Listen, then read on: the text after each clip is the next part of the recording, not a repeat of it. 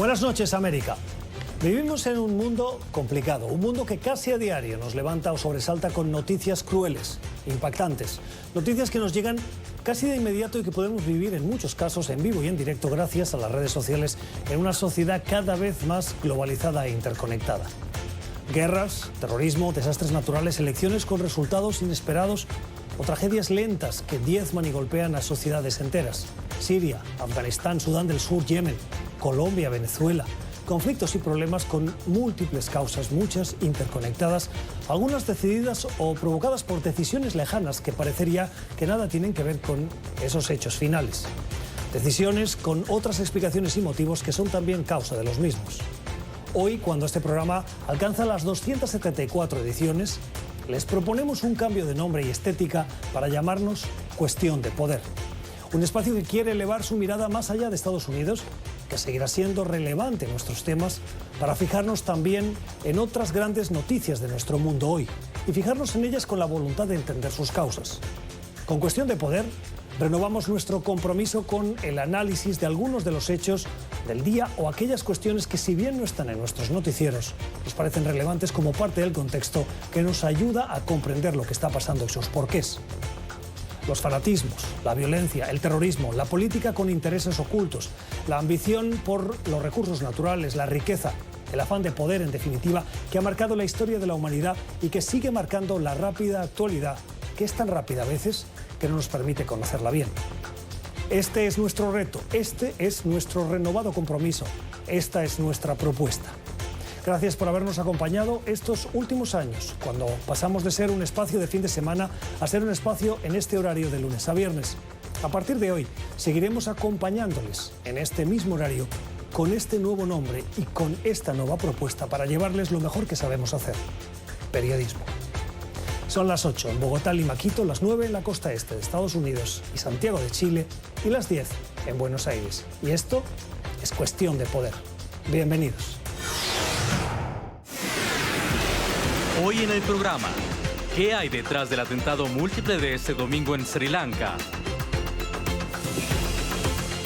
Trump endurece la política con Cuba pensando en Venezuela y en el 2020.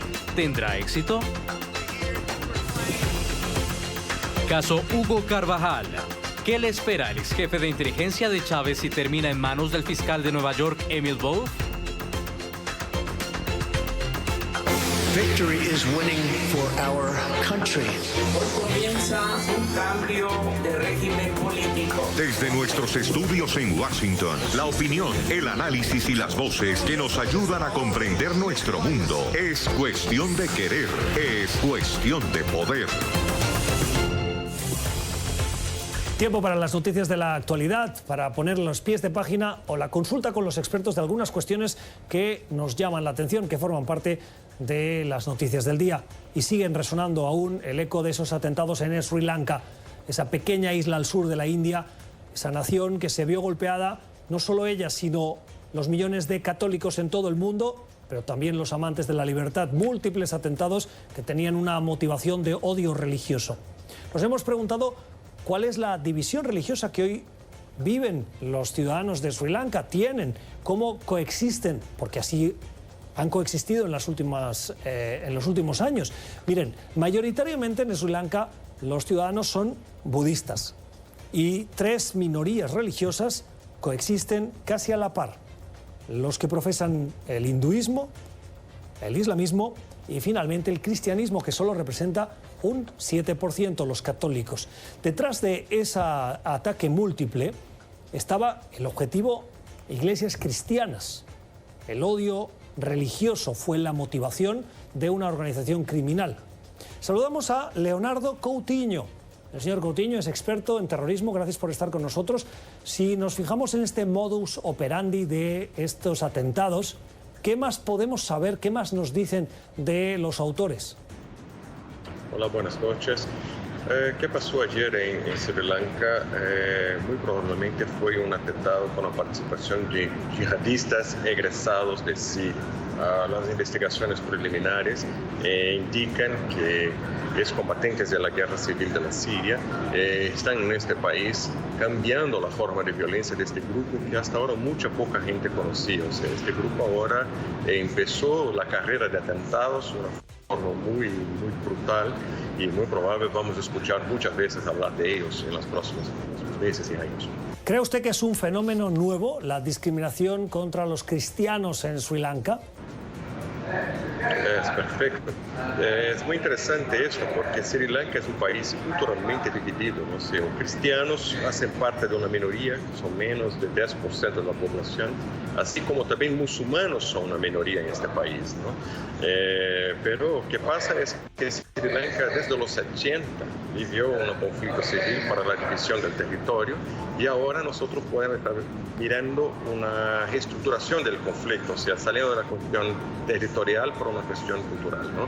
El atentado de ayer en la Pascua tiene un mensaje claro, que es un atentado contra los cristianos y contra el occidente, o sea, contra turistas, contra todo que expresamos acá en el occidente. O sea, es muy claro la característica y la herencia de estrategias como Al-Qaeda o como ISIS, o sea, son probablemente ex-militantes de estos grupos que son alimentados esta violencia en Sri Lanka y muy probablemente los cristianos serán aquellos que van más a sufrir porque son la minoría más vulnerable en este país. ¿Está justificado, a su juicio, llamar a este atentado o a los autores con motivaciones yihadistas, como dice el gobierno, cuando, si nos fijamos en la historia de violencia, son los budistas quienes más la han protagonizado? Esta es una cuestión interesante porque todavía no hay una reivindicación clara sobre el atentado. El gobierno de Sri Lanka ha hecho la atribución a militantes yihadistas islámicos, a pesar de la mayoría, o sea, la mayoría étnica del país budista verdaderamente tener un histórico de violencia, tanto en cuanto a los musulmanes, tanto en cuanto a los cristianos, pero en este caso, por las características de los atentados, no hace referencia a lo historial de los ataques budistas, o sea, es algo verdaderamente nuevo que posee características muy cercanas de la yihad. Entonces, por eso el gobierno ha hecho estas acusaciones y es muy probable que esté en la dirección correcta. Es el análisis de Leonardo Coutinho, experto en terrorismo. Gracias, señor Coutinho, por haber estado con nosotros. Feliz noche. Y la política estadounidense también forma parte de este repaso de noticias. Esta semana hay mucha expectación en torno al anuncio que se espera que dé quien fue vicepresidente con Barack Obama. Joe Biden anunciaría su intención de postularse para las presidenciales del 2020, intentando ganar antes el favor de los demócratas. En esa carrera para conseguir la nominación dentro del Partido Demócrata, hay una nueva encuesta que nos ha llamado la atención. Le preguntan a los hispanos particularmente, al grupo de hispanos, ¿pesa tanto el voto hispano? Vamos a ver si estas elecciones del 2020 realmente es decisivo. Miren qué opinan. Preguntados sobre qué precandidato demócrata, y hoy hay más de 15, prefieren los hispanos, Joe Biden, con casi 6 de cada 10, le dan su apoyo. Bernie Sanders, con el 58%, Beto O'Rourke, el 48%, y Julián Castro, el 45%. Julián Castro, que en las encuestas nacionales de todos los demócratas tiene un porcentaje de un solo dígito. Cuando le preguntas solo a los hispanos, fíjense el 45%, cómo sube. Más interesantes encuestas que nos han llamado la atención. Esta otra, en la que le preguntan a otro grupo de población, a los jóvenes, a los que están estudiando en las universidades. Esos jóvenes, y además les dicen que escojan candidatos republicanos y demócratas. Miren qué han respondido los jóvenes. ¿Qué candidato prefieren estos estudiantes universitarios? Joe Biden, al frente con el 18, casi 19%, seguido de Bernie Sanders. En tercer lugar, Donald Trump. Beto O'Rourke sigue a Donald Trump. Pete Buttigieg con el 8,4%, ese gran desconocido Buttigieg, alcalde, gobernador, y que hoy aspira también a conseguir esa nominación. Es un candidato sorpresa que está llamando mucho la atención a los ciudadanos estadounidenses. los porcentajes son muy bajos, hay demasiados candidatos aún para tener claridad sobre quién se va a llevar esa nominación. Los ojos hoy puestos esta semana, seguramente el miércoles, según medios estadounidenses, Joe Biden anunciaría su intención de postularse, un anuncio que algunos dicen ya va tarde. Y hablando de los latinos, hoy se celebra el 49º aniversario del Día del Planeta Tierra, de la Madre Tierra, como les gusta decir a muchos, como nos gusta decir a muchos. En esta celebración, que surgió en los años 70 y que fue el nacimiento del movimiento moderno de defensa del medio ambiente y de la lucha contra el cambio climático, nos acordamos de los latinos. Los latinos que, según un último informe, un último análisis, un último estudio, se ven afectados de una manera mayor que sus contrapartes, por ejemplo, blancas. Fíjense, el 60% de los niños hispanos que hoy viven en Estados Unidos tienen más posibilidades de tener un ataque de asma por la polución del aire. Y a medida que el cambio climático va empeorando esa calidad del aire, el riesgo se exacerba. ¿Qué quieren los latinos? Soluciones. Datos de esa encuesta: 3 de cada 4 latinos quieren que haya acción y 9 de cada 10 quieren que el gobierno lidere esa acción. El señor Juan Declet Barreto es científico, es miembro de la Unión de Científicos Preocupados por el Cambio Climático. Señor Declet Barreto, gracias por estar con nosotros. Decíamos que ese 60% de posibilidades de que los niños latinos en Estados Unidos tengan un mayor riesgo de tener un ataque de asma. ¿Por qué? Bajo el cambio climático se incrementa la producción de contaminantes atmosféricos que producen ozono o del ozono como tal. También se incrementa la producción de polen entre las plantas. Y estas dos condiciones hacen que las personas que ya sufren de asma puedan sufrir ataques de asma más frecuentes o sus pulmones puedan ser más irritados por estos contaminantes. ¿Y por qué ocurre esto? Porque bajo el cambio climático, con más energía y temperaturas más altas en la atmósfera, se acelera la producción de los contaminantes, se acelera la producción del ozono y se acelera la producción del polen, el que contribuye a muchas alergias. Ahora, ¿cómo están impactados los niños por esto? La niñez latina vive mayoritariamente en los Estados Unidos, en las ciudades, donde las temperaturas se están viendo que se están elevando más. Y al vivir en áreas más contaminadas, que se proyecta que estén más contaminadas todavía bajo el cambio climático, estas poblaciones de niños pueden ser impactadas de una manera más severa. Uno de los efectos más comentados por parte de los científicos de este cambio climático es la elevación del nivel del mar, lo cual afecta a zonas que hoy están habitadas o donde hay infraestructuras. Un estudio de Bloomberg revela que de las 60 plantas nucleares que hoy tiene Estados Unidos, 54 estarían afectadas por ese incremento del nivel del mar. ¿Cree usted que está en peligro el riesgo de la energía nuclear en Estados Unidos y qué se puede hacer si es así? Pues mira, mis colegas en Union of Concerned Scientists publicaron un informe hace poco en el cual estimaron los riesgos que supone el cambio climático a la producción de energía nuclear en los Estados Unidos. Las plantas nucleares están localizadas cerca de cuerpos de agua porque necesitan tener agua para reducir las temperaturas. Entonces, en vista del cambio climático y la manera en la que se están viendo más inundaciones, más eventos de precipitación extrema que están desbordando ríos, que están causando inundaciones también no solamente en zonas costeras, sino también en zonas en el interior del país, pues suponen que muchas de estas instalaciones estarían más expuestas a inundaciones donde se dañe el equipo, donde pongan en riesgo los materiales peligrosos y nucleares que hay en las plantas nucleares. Entonces, ¿qué podemos hacer al respecto? Pues el gobierno federal tiene la obligación de cumplir sus compromisos suscritos ya en el Acuerdo de París y en otros foros internacionales para reducir el cambio climático, para reducir la cantidad de contaminantes atmosféricos que están contribuyendo a eventos de precipitación extrema y de inundaciones que están poniendo en riesgo las plantas nucleares en los Estados Unidos. A pesar del alto impacto que tiene el cambio climático en la última elección presidencial y en las de medio término tampoco, el cambio climático no formó parte de los principales temas de campaña.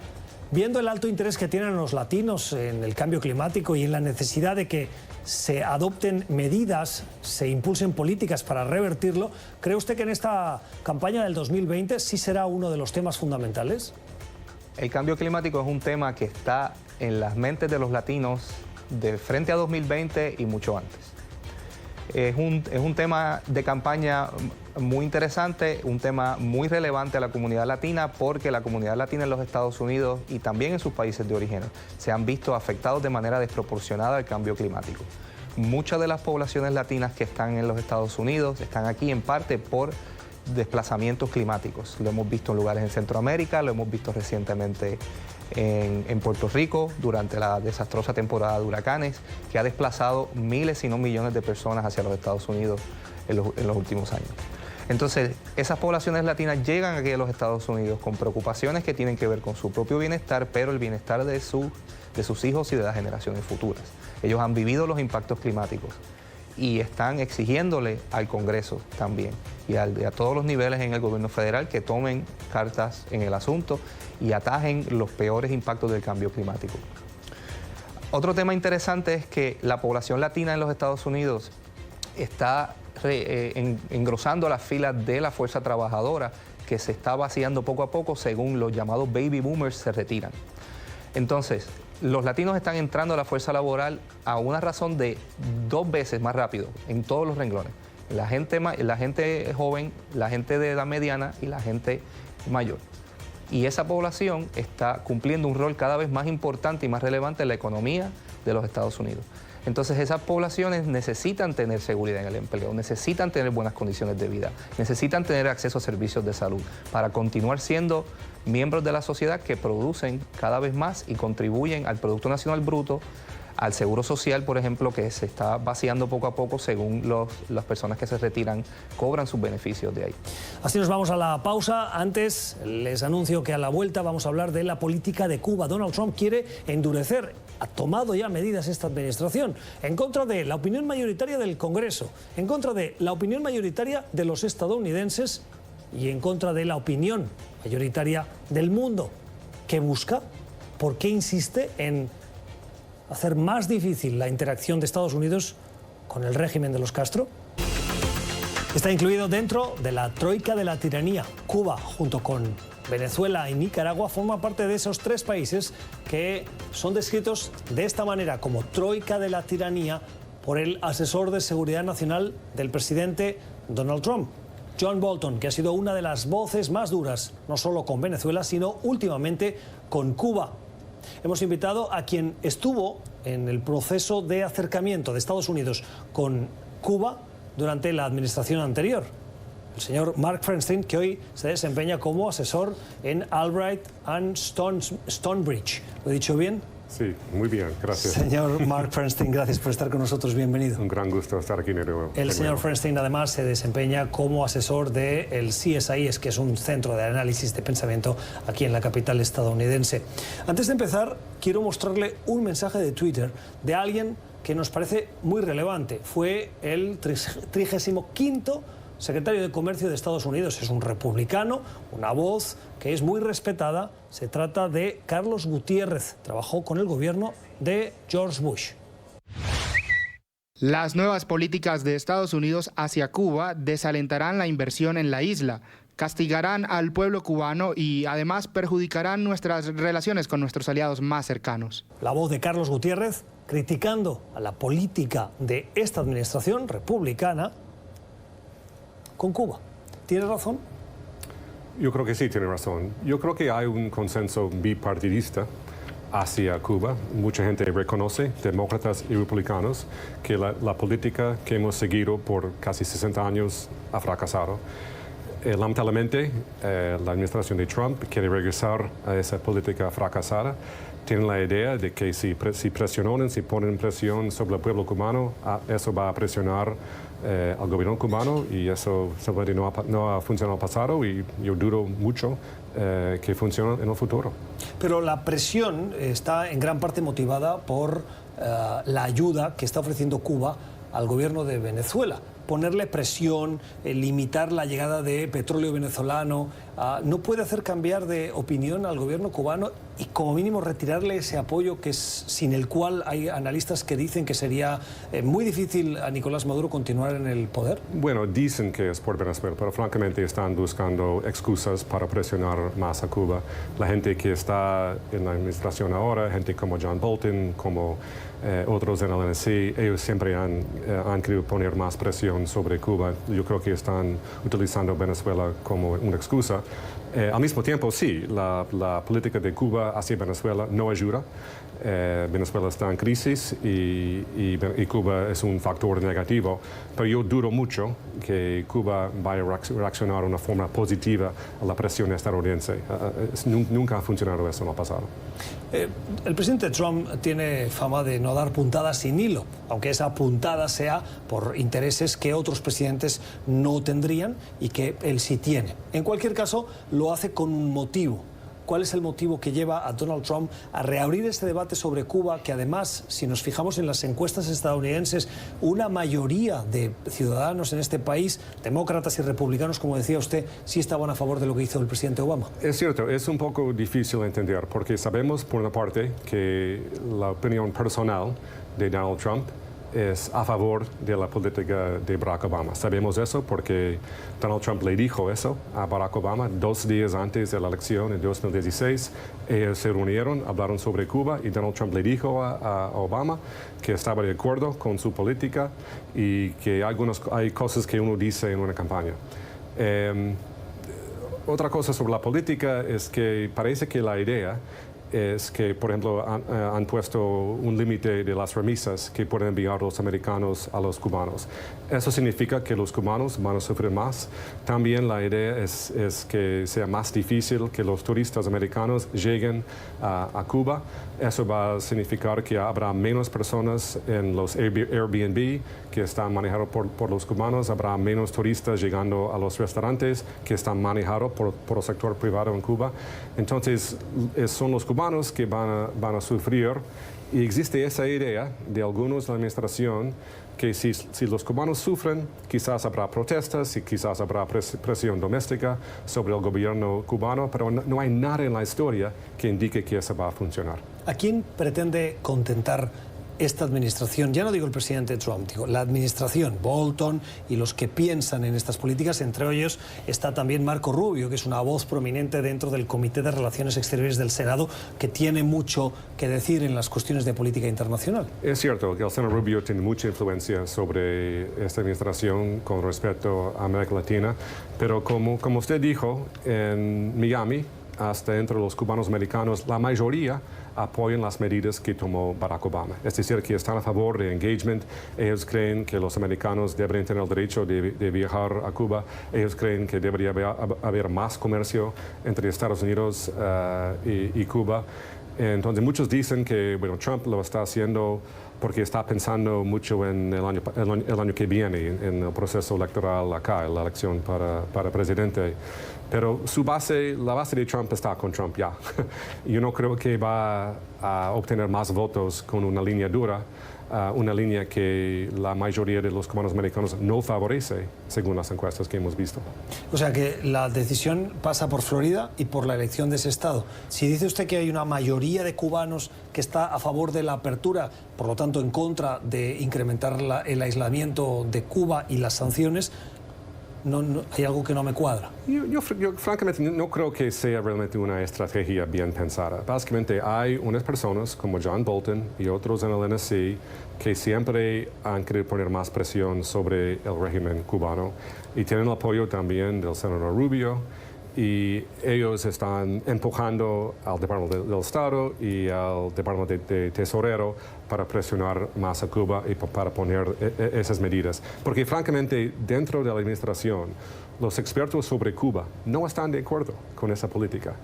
Son unas pocas personas con influencia, con poder, que están imponiendo esas medidas, francamente. En el centro del endurecimiento de esa política con Cuba están sobre todo los negocios. Y hay muchos negocios que no son exclusivamente estadounidenses, sino que además son particularmente de la Unión Europea. Pienso en España, pero hay otros países, otras naciones europeas que tienen intereses en el sector turístico. Y eso parece que puede crear una controversia y también un resquebrajamiento de las relaciones de socios tan importantes como los de la Unión Europea con Estados Unidos. No, sin duda, ya hay mucho conflicto entre Estados Unidos y nuestros aliados como Canadá y la Unión Europea por otras razones. Eso va a crear más conflicto. Yo creo que esos países van a buscar una forma para tomar medidas contra nuestras empresas. Por muchas razones es una política muy equivocada. Sí. ¿Qué tipo de reacción podría tener Europa cuando usted dice que pueden tomar acciones contra las empresas estadounidenses? Bueno, yo creo que quizás va a ser más difícil mantener las alianzas que existen, la coalición que existe en contra de Venezuela, en contra del régimen de Maduro. Y me imagino que están buscando algunas medidas para que sea más difícil para las compañías americanas que funcionan, que trabajen en esos países. Vamos a ver, yo me imagino que están tratando de pensar en las medidas que pueden tomar. O sea que, si le entiendo bien, intentando poner presión a Venezuela para presionar al gobierno de Maduro y aislarlo, con esta medida va a resquebrajar la unidad internacional que hoy apoya mayoritariamente a Juan Guaidó. Hay un consenso sobre Venezuela. Hay 50 países que han reconocido a Juan Guaidó. De 196. Sí, es cierto. Pero si hablamos de Europa, América Latina, Canadá, casi todo el mundo está de acuerdo sobre lo que hay que hacer hacia Venezuela. No hay un consenso sobre Cuba. Estamos solos. Siempre perdemos el voto sobre el embargo en las Naciones Unidas como 193 o 192. Tenemos el apoyo de Israel y ya. Entonces, nosotros estamos aislados en Cuba, mientras estamos tratando de formar una alianza en Venezuela. ¿Y en el Congreso? En el Congreso, en privado, yo creo que muchos republicanos no están de acuerdo con la política ahora de la administración de Trump. Ellos reconocen que la política ha fracasado, que hay oportunidades para, por ejemplo, exportar más a Cuba. Muchos congresistas, hasta republicanos, no creen que es apropiado que el gobierno estadounidense le diga a los americanos dónde pueden viajar y dónde no pueden viajar. Pero los republicanos en el Senado no van a permitir un voto sobre el embargo, pero yo creo que si hubiera un voto mañana en la Cámara de Representantes y en el Senado, yo creo que la mayoría vota en contra del embargo, pero sabemos que eso no va a pasar. Pero no va a pasar. Me llama mucho la atención que la política de Washington siga manteniendo su cerrazón con el tema del embargo o bloqueo, como lo llaman los cubanos, y cuando las encuestas en este país, y dice usted además, por el trabajo que tuvo, lo tiene bien contrastado seguramente, que en privado los congresistas reconocen que están en contra. Sí, pero para unos pocos, Cuba es un tema muy importante. Y para esos unos pocos hay muchos hardliners, digamos. Y de línea dura. Sí, de la línea dura. Y para la mayoría que quizás no están de acuerdo con la política hacia Cuba, Cuba no es un tema tan importante y por eso el debate no está tan balanceado como debe ser. Seguramente Barack Obama, si ahora lo tuviéramos aquí, le preguntásemos cuáles son las cosas que le gusta de su trabajo como periodista, como presidente, cuál es su haber. Entre otras cosas pondría el de la apertura con Cuba. Sí. ¿Cómo cree que se siente Barack Obama? ¿Usted trabajó con él? Bueno, sin duda la política de Obama estaba funcionando. El sector privado en Cuba estaba creciendo. Los empresarios, el sector privado en Cuba, los empresarios estaban muy contentos con la apertura con los Estados Unidos porque significa que estaba llegando más turistas o más gente visitando la isla, más gente estaban quedándose en los Airbnb, más gente estaban yendo a los restaurantes del sector privado. Es decir, con los que es la línea dura en Cuba, que no quieren relaciones con los Estados Unidos, pero el sector privado, el pueblo cubano, sí estaban muy contentos con la política de Obama. ¿Cuál es la consecuencia que cree usted que va a tener este endurecimiento de la política de esta administración? Bueno, yo creo que va a durar un poco menos de 2 años más y espero que tengamos otro presidente en 2 años y si es presidente Biden o otro demócrata, la política va a cambiar de nuevo. O sea, el análisis de Mark Fernstein. Es asesor de Albright and Stonebridge y además trabaja como analista en el CSIS, el Centro de Pensamiento de la capital estadounidense.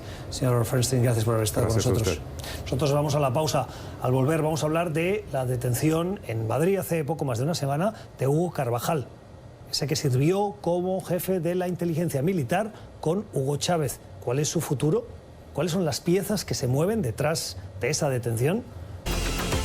Tiempo para la entrevista en nuestra Cuestión de Poder de hoy para hablar sobre la detención que se produjo en Madrid hace un poquito más de una semana. Hugo Carvajal había sido jefe de seguridad de Hugo Chávez. Se distanció del chavismo con Nicolás Maduro. Cuestiones o analistas apuntan a disputas sobre el control del narcotráfico. En cualquier caso, eso lo investigan las autoridades. Nosotros no tenemos ninguna prueba. Repetimos lo que hemos leído. Y hoy sabemos que Hugo Carvajal está detenido en Madrid.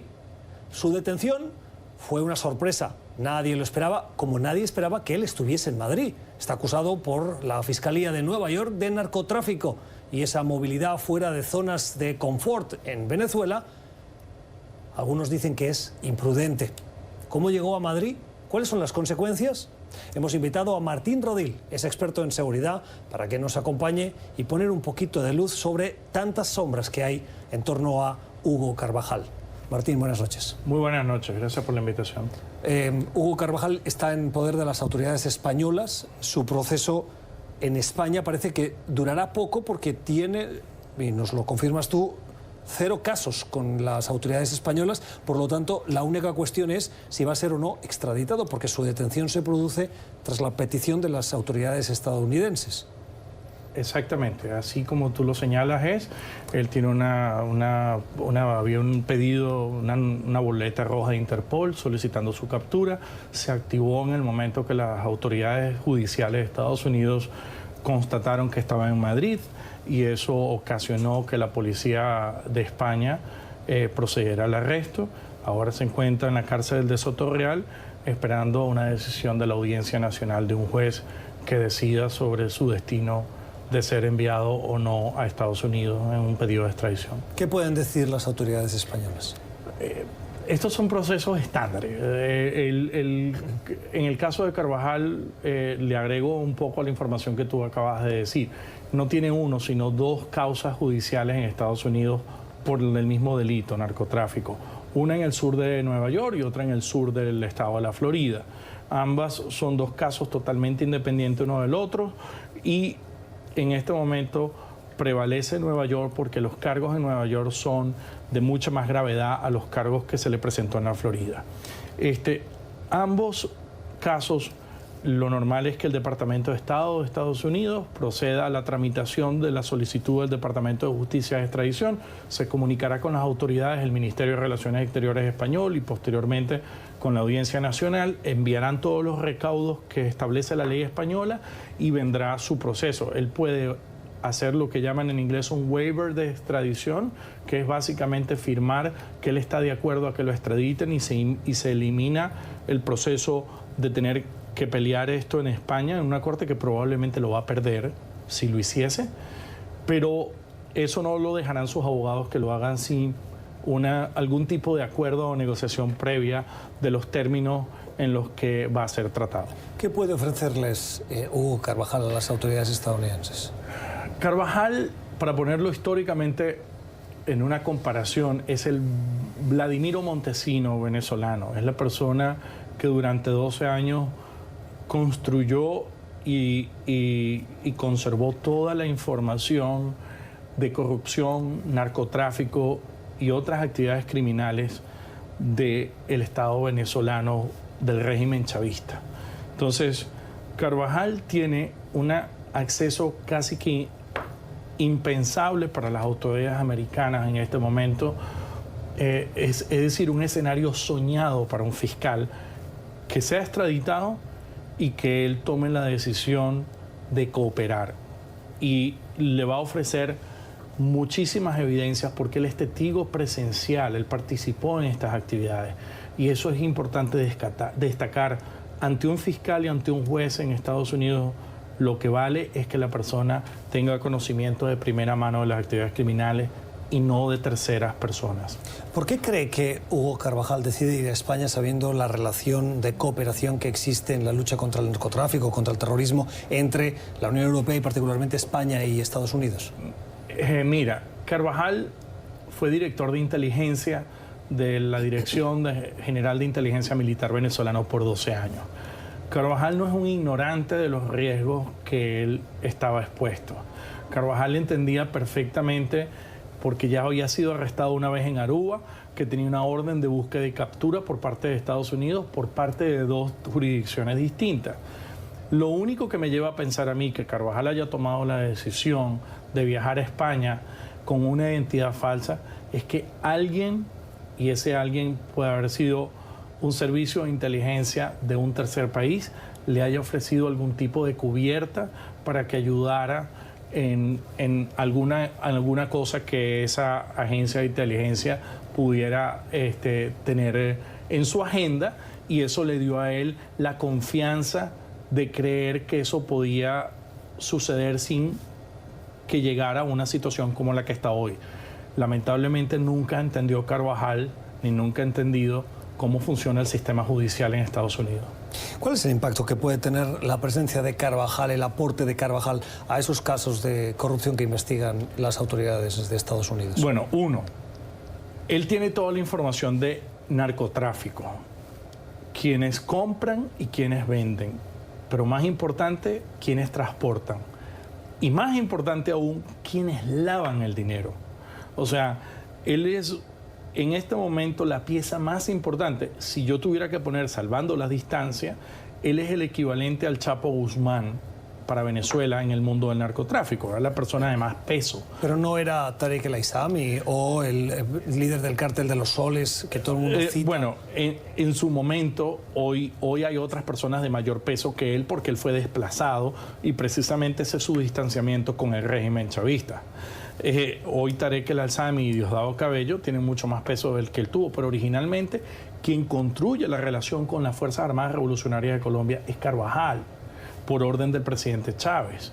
Entonces, él fue el que elaboró esa red dentro de Venezuela que permitía todo el flujo de cocaína desde Colombia o del chapiare boliviano hacia Venezuela, y de Venezuela a Honduras, Guatemala y posteriormente a México, con destino final a Estados Unidos o a Europa, a través de las islas del Caribe. ¿Él es podríamos decir, él es el del padre del narcoestado venezolano? Absolutamente. Es el padre, es el hombre que construye toda la estructura, es el hombre que manejó los hilos del poder durante 12 años, es la persona en quien Hugo Chávez depositó la confianza para que ejecutara estas cosas. Y bueno, eso es lo que lamentablemente lo tiene en la cárcel hoy para él, y afortunadamente para la población venezolana, que ya no está más en las calles cometiendo los crímenes a que se dedicó. ¿Hasta dónde cree que está dispuesto a llegar Hugo Carvajal? Teniendo en cuenta las distancias que marcó con el madurismo y el chavismo, y la rivalidad que debe hoy mantener aún con Tarek El Aissami y Diosdado Cabello. Mira, los narcotraficantes venezolanos, y voy a usar un término poco científico o académico, son narcotraficantes sin pedigrí. Son narcotraficantes que tienen muy poco tiempo siendo narcotraficantes si los comparas con los narcotraficantes colombianos o los mexicanos, que se conocen y entienden los riesgos y el sistema con el cual se confrontan, que al final es Estados Unidos. Entonces, los narcotraficantes venezolanos, no, precisamente por no tener tantos años de actividad dentro del narcotráfico, es ahora que están entendiendo que tarde o temprano la justicia les alcanza. Entonces, cuál va a ser su decisión y cómo él se va a comportar a partir de ahora tiene mucho que ver con a cuántas cadenas perpetuas se confronta, a cuántos años de cárcel. Es un hombre de 59 años. El caso de Nueva York es por 5.6 toneladas de cocaína al menos. Eso es lo que aparece en la acusación formal. Podría ser mucho más. Eso acarrearía penas de cárcel superior a los 40, 50 años como mínimo, basado en los análisis de los expertos. Eso significaría que pasaría el resto de su vida en la cárcel, al menos que coopere. Y si coopere, bueno, habrá algún tipo de negociación, como ha ocurrido con narcos colombianos y mexicanos, de reducción de pena. más no creo en la experiencia que tengo sobre el tema que logre salir libre en un corto ni mediano plazo. ¿Cree usted que el gobierno de España podría dilatar, para no decir no, pero en el fondo diciendo no por ese proceso de dilación, la extradición porque no le interese, porque no quiera, porque España le abrió la puerta, porque tal vez el gobierno español o los servicios de inteligencia españoles sabían de su presencia y por los motivos que sea? Mira, primero, el proceso de extradición es un proceso estándar, regulado, establecido, o sea... Sí, pero la última palabra la tiene el gobierno. Última palabra la va a tener el departamento, el Ministerio de Relaciones Exteriores, que es quien autoriza, creo que es el Consejo de Ministros, el cuerpo que autoriza dentro del gobierno español la extradición de alguien hacia un tercer país. Entonces, la pregunta que nos hacemos, si España ha dicho que quiere contribuir a la desincorporación, a la destrucción del Estado narcotraficante en Venezuela y a la restitución de la democracia y de las instituciones en Venezuela, yo esperaría que España sea cónsono con ese discurso y efectivamente proceda con la extradición. Yo no veo cómo España podría justificar mantener un narcotraficante protegido en España. Déjame hacer política ficción. A pesar de las diferencias que hoy tiene con Tarek El Aissami y Diosdado Cabello, ellos dos saben la información que tiene Hugo Carvajal. Como que España está apostando más por el diálogo que no por las sanciones diplomáticas, ¿puede el gobierno de Nicolás Maduro pedirle a España no lo extradite y nosotros avanzamos en ese proceso de diálogo? De que se puede, podría hacerlo el régimen. Por la información que tienen y por el miedo. El régimen de Maduro ya lo hizo una vez con Aruba, cuando lo detuvieron en Aruba y jugó con las autoridades de Holanda. O sea, esto no es la primera vez que el régimen de Maduro lo trataría de salvar, no para salvar a él como persona, sino para salvarse ellos. O sea, sin embargo, yo creo que en la Unión Europea, donde se ha dado un debate tan fuerte sobre la lucha contra este flagelo, lo vería muy difícil que España pueda, no ante el resto de los países, pero de la propia Unión Europea, sostenerle y justificarle que la paz en Venezuela y el diálogo pasa por proteger a criminales. Señor Rodil, gracias por haber estado con nosotros. Muchísimas gracias por la invitación. Redes sociales. Mensajes en las redes sociales que nos llegan. Uno, sobre la presión diplomática y en forma de sanciones que el gobierno de Estados Unidos está imponiendo al gobierno de Nicolás Maduro. Las presiones, las sanciones a Venezuela. ¿Esto opinan? Muy flojas las llamadas sanciones a la dictadura. La petición de sanciones de ustedes, los televidentes. Más sanciones, más presión al gobierno de Nicolás Maduro, que hasta la fecha se ha movido muy poco. Continúa controlando los resortes del poder en Venezuela. Más mensajes de Twitter, este que hace referencia a la situación en Perú. Saben que Pedro Pablo Kuczynski enfrenta una prisión preventiva de meses y en los últimos días lo hemos reportado, el suicidio de Alan García, quien fue presidente del Perú y que frente al reto de la detención decidió pegarse un tiro. ¿Esto opinan? Esto es persecución. Esta persecución a los expresidentes no tiene sentido. ¿Hasta dónde llega el odio y vandalismo de estos fiscales malvados? Solo para demostrar poder. Esto es una falacia de la justicia peruana. Fiscales y jueces peruanos solo quieren mostrar poder. Gracias, José, por su mensaje. ¿Estamos en desacuerdo? ¿Hay división de poderes en Perú? Creemos que sí. ¿Es buena la investigación por el escándalo de Brecht? Creemos que sí. ¿Ha servido para destapar una de las mayores redes de corrupción que implicaba constructoras, pago de sobornos y políticos en activo? Qué bueno que sea limpie, qué bueno que los fiscales hagan su trabajo, que la justicia avance, porque esto ayuda a nuestras democracias en la región. Así terminamos. Gracias por habernos escogido, por la generosidad de su tiempo. Nosotros volvemos mañana con más Cuestión de Poder. Feliz noche.